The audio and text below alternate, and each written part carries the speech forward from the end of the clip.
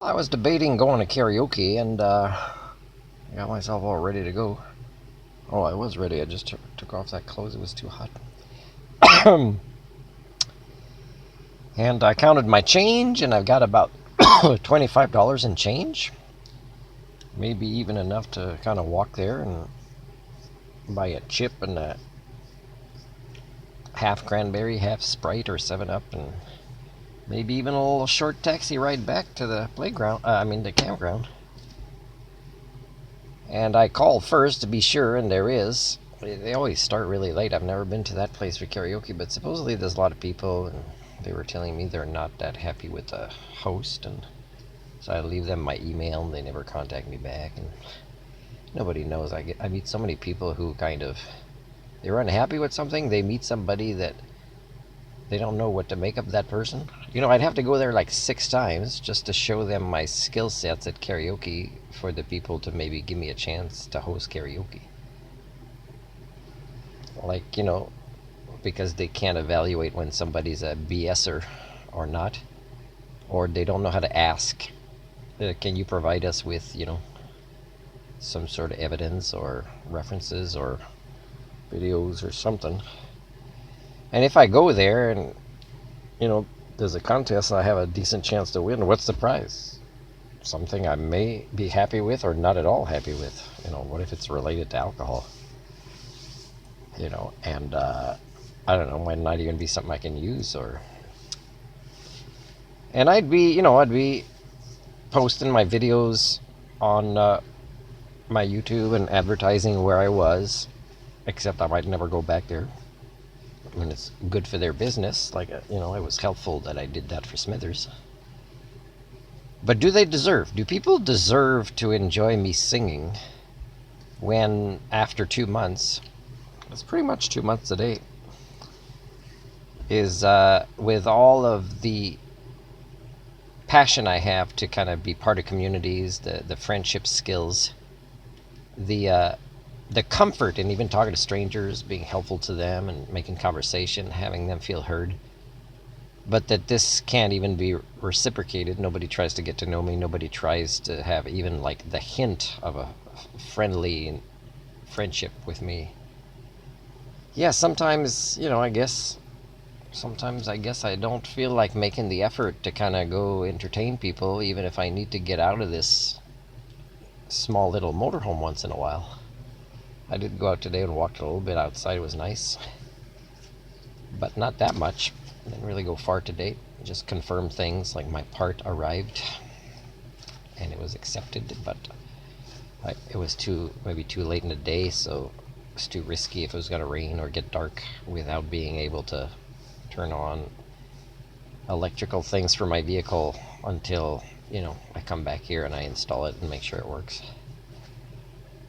So, yeah, making sure my medicine was renewed before I go, and then I found out by calling that, yeah, they were waiting for the rest of it to come to get the full 3 months worth of my medicine, so I can wait for tomorrow for that too. I did a lot of things, planning things for the upcoming weeks and months and years today, because I do a lot of project strategy where I work on things long periods of time in advance. It just comes naturally to me now. So yeah, I've decided I'm going to watch the rest of Benjamin Button that I got from the library, which is one of the best. It's definitely in my top 10, maybe even my top 5 favorite movies of all time. And it's not specifically because, I'm a fan of whatever actor is in there or not, but it's a really well written movie, and there's so much wisdom about life in the dialogue that is included.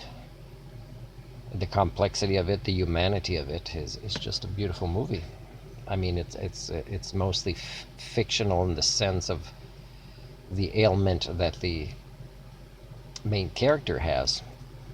But I tell you, even though it's a fictional character, you can learn 100, if not 1,000 times more about the human condition from watching that movie than the life of Celine Dion and her illness, for example. For example, she's not the only one with that illness. So, for example, would she, if she wants to invest some of her money to help find cures, would she also kind of meet up and bring the people that have this rare disease together and kind of create a support group, and also, you know, have have them be happy to meet her? And I don't know if she did anything that wasn't ego-centered, in this thing, and all the money her fans made her rich with. But are they fans that understand that she's not referencing the outside world that much, even with an illness or with fame? It doesn't make a person necessarily, especially if you combine illness and fame, doesn't make them better people.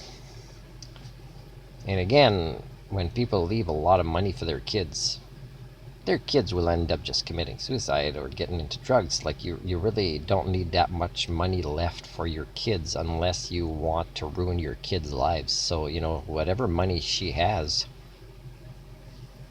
maybe she can invest in culture repairing projects in Quebec, because her fans don't know the difference between a good person and a bad person, or what is right or wrong when it comes to her life, compared to the fictional character of Benjamin Button.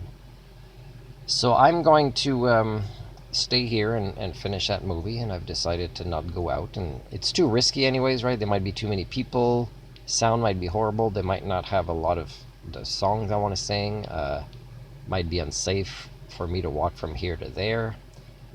Today I was checking my bicycle straps, and one was unhooked. I'm not sure exactly how that might have happened. And I don't think I moved the vehicle since I checked the straps last time. I'm not sure. I don't know if I want to take risks when, maybe I'll keep myself safe and not spend so much, and finish this movie that I know will please me, even though I've already seen it, and just stick to what's a bit more certain tonight. So these are the kind of choices that I make.